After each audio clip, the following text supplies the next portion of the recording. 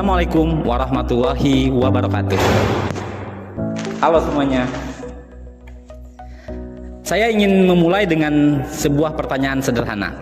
Bayangkan, besok pagi Anda membuka aplikasi mobile banking, lalu muncul notifikasi bahwa ada transaksi mencurigakan yang langsung diblokir oleh sistem.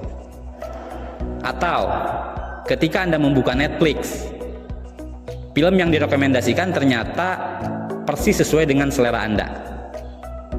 Atau saat menggunakan Google Maps, aplikasi tersebut sudah mengetahui bahwa akan terjadi kemacetan bahkan sebelum Anda sampai ke lokasi. Pertanyaannya, bagaimana sistem-sistem tersebut bisa mengambil keputusan dengan begitu cepat dan akurat? Apakah ada ribuan orang yang bekerja di belakang layar untuk menganalisis setiap data yang masuk? Tentu tidak. Jawabannya adalah machine learning. Tanpa kita sadari, machine learning telah menjadi bagian dari kehidupan sehari-hari. Teknologi membantu perusahaan memahami pelanggan, mengurangi risiko, meningkatkan efisiensi, dan bahkan menciptakan inovasi baru. Pada kesempatan kali ini, saya Jatnika Eka Patra, mahasiswa Magister Manajemen Universitas Nusa Putra, akan membahas tentang machine learning types and 5 important machine learning algorithm, serta bagaimana penerapannya dalam dunia bisnis modern.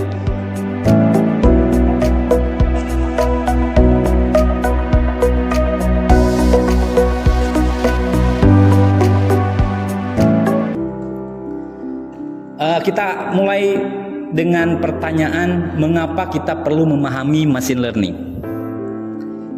Saat ini dunia menghasilkan data dalam jumlah yang luar biasa besar. Setiap klik, pencarian, transaksi, unggahan media sosial, hingga perjalanan yang kita lakukan menggunakan Google Maps menghasilkan data. Masalahnya bukan lagi kekurangan data, masalah yang sebenarnya adalah bagaimana mengubah data menjadi keputusan yang bernilai. Disinilah machine learning berperan. Machine learning memungkinkan komputer menemukan pola dari data, kemudian menggunakan pola tersebut untuk membuat prediksi atau rekomendasi. Dari perspektif bisnis, machine learning membantu organisasi mengambil keputusan yang lebih cepat, lebih akurat, dan lebih berbasis kepada data. Karena itu, pemahaman mengenai machine learning saat ini bukan hanya penting bagi programmer, tetapi juga bagi manajer dan pimpinan organisasi. Apa itu machine learning?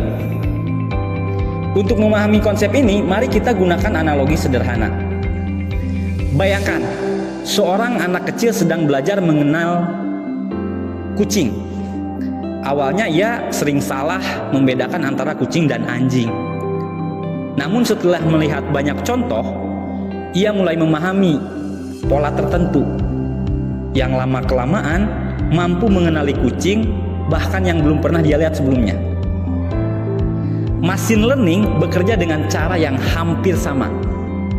Komputer belajar dari masa lalu untuk mengenali pola, kemudian menggunakan pola tersebut untuk memprediksi kejadian di masa depan. Dengan kata lain, machine learning adalah kemampuan sistem untuk belajar dari data tanpa harus diprogram secara rinci untuk setiap situasi. Secara umum terdapat 3 jenis utama machine learning. Jenis pertama adalah supervised learning. Bayangkan seorang guru memberikan soal sekaligus jawabannya kepada murid, sehingga murid itu belajar dari contoh-contoh yang sudah diketahui hasilnya. Begitu juga dengan komputer. Data yang digunakan sudah memiliki label atau jawaban. Contoh sederhananya, sebuah bank memiliki data ribuan nasabah. Bank mengetahui siapa yang lancar membayar cicilannya dan siapa yang gagal bayar. Dari data tersebut, sistem belajar untuk memprediksi apakah calon nasabah baru berisiko mengalami kredit macet. Nah, bagi manajemen, pendekatan ini sangat membantu dalam mengurangi risiko bisnis. Jenis kedua adalah unsupervised learning. Kali ini tidak ada jawaban yang diberikan. Komputer hanya menerima data mentah dan diminta menemukan pola sendiri. Misalnya, sebuah marketplace dengan memiliki jutaan pelanggan. Tidak semua pelanggan memiliki perilaku yang sama. Nah, machine learning dapat mengelompokkan pelanggan menjadi beberapa segmen, seperti pelanggan loyal, pelanggan premium, pelanggan sensitif harga, atau bahkan pelanggan pasif. Nah, informasi ini sangat berharga untuk strategi pemasaran yang lebih efektif. Jenis ketiga adalah reinforcement learning. Konsepnya mirip ketika kita melatih hewan peliharaan. Jika perilakunya benar, diberikan hadiah. Jika salah, tidak diberikan hadiah. Sistem belajar melalui proses mencoba atau trial and error, sehingga contohnya kendaraan tanpa supir atau robot industri atau sistem AI yang bermain catur atau game strategi. Semakin sering mencoba, semakin baik kemampuannya dalam pengambilan keputusan. Setelah memahami jenis-jenis machine learning, sekarang kita akan membahas algoritma yang paling populer dalam yang digunakan dalam dunia bisnis. Algoritma pertama adalah linear regression. Algoritma ini digunakan untuk memprediksi nilai numerik. Misalnya, sebuah perusahaan ingin mengetahui hubungan antara biaya iklan dan penjualan. Apakah ketika biaya iklan meningkat, penjualan juga otomatis meningkat? Nah, linear regression membantu menemukan hubungan tersebut. Contoh penerapan bisnisnya pada prediksi penjualan, prediksi permintaan pasar, prediksi harga properti, atau forecasting anggaran. Bagi manajemen, algoritma ini membantu menyusun strategi berdasarkan data, bukan intuisi. Yang kedua adalah logistic regression. Meskipun namanya mirip, logistic regression digunakan untuk klasifikasi. Biasanya untuk menjawab pertanyaan ya atau tidak. Contohnya, apakah pelanggan akan berhenti berlangganan? Apakah transaksi ini merupakan fraud? Apakah nasabah akan gagal bayar? Dari sudut pandang bisnis, algoritma ini digunakan dalam manajemen risiko dan pengambilan keputusan operasional. Yang ketiga adalah decision tree.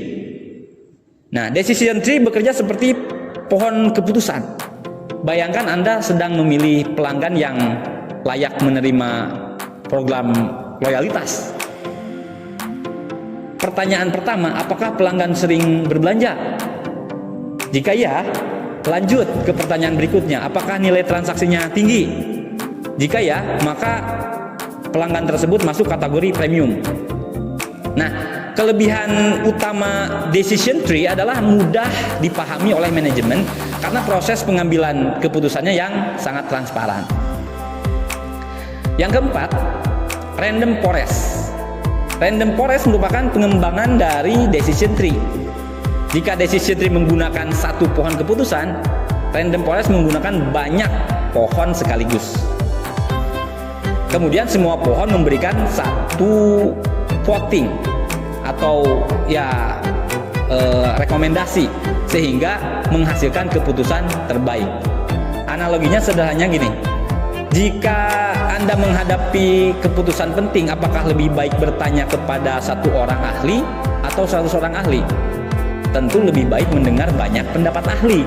Karena itulah random forest umumnya menghasilkan prediksi yang lebih akurat dibanding decision tree. Algoritma ini banyak digunakan dalam analisis dan prediksi bisnis.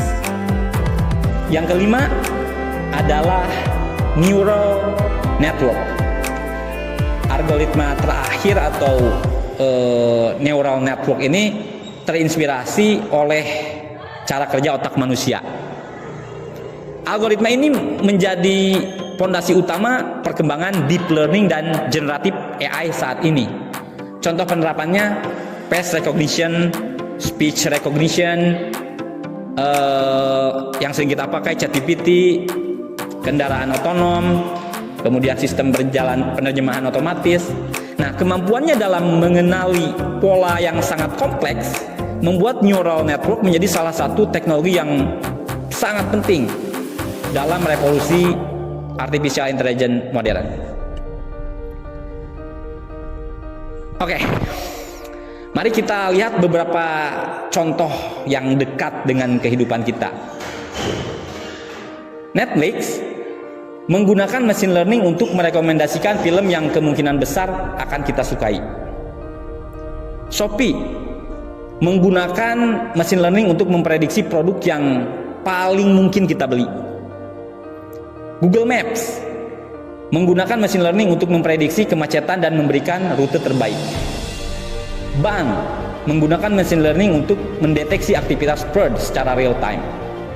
Rumah sakit juga menggunakan machine learning untuk mendeteksi penyakit secara lebih dini. Hal ini menunjukkan bahwa machine learning bukan lagi teknologi masa depan. Machine learning sudah menjadi bagian dari kehidupan kita saat ini.